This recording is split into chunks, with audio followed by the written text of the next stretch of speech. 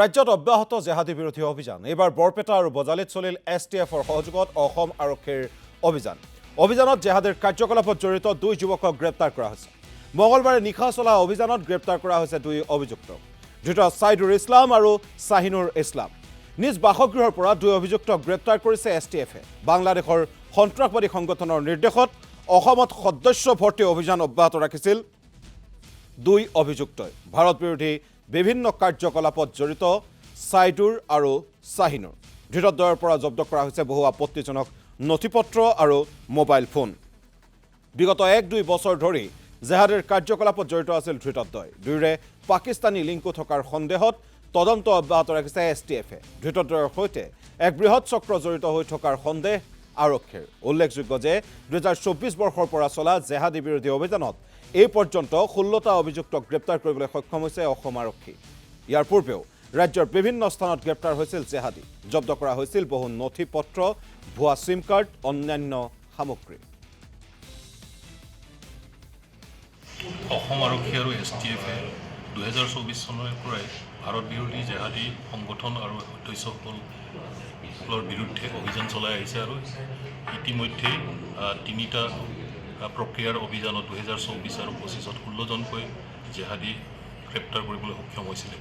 আৰু এই অভিযানৰ কণ্টিনিউৱেশ্যনত আমি বিশেষ সূত্ৰৰ কমখিনি সেই সূত্ৰটোৰ ওপৰত আমি কাম কৰি শেষত আমি দুজন জেহাদী এলিমেণ্ট বৰপেটা আৰু বজালিৰ পৰা এজন ছাইদুৰ ইছলাম আৰু এজন শাহিনুৰ ইছলামক প্ৰয়াত্ত কৰিবলৈ সক্ষম। তেওঁলোকে বাংলাদেশ বেছড টেৰৰিষ্ট আউটপোষ্টৰ সৈতে যোগাযোগ ৰাখি আৰু তেওঁলোকৰ বাংলাদেশৰ পৰা অহা নিৰ্দেশমৰ্মে ইয়াত সদস্য ভৰ্তি, ভাৰত বিৰোধী কাৰ্যকলাপ, মৌলবাদী প্ৰচাৰ আৰু কুটাঘাতমূলক কামৰ কাৰণে পৰিকল্পনা কৰাৰ তথ্য আছে। এই প্ৰক্ৰিয়া তেওঁলোকৰ আছে, চলাইছিল। আৰু তেওঁলোকৰ ক্ষেত্ৰত কি তথ্য পোৱা গৈছে?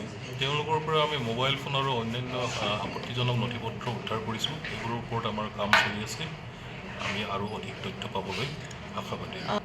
তেওঁলোক 1-1.5 বছৰৰ পৰাই এই কামত জড়িত হৈছে।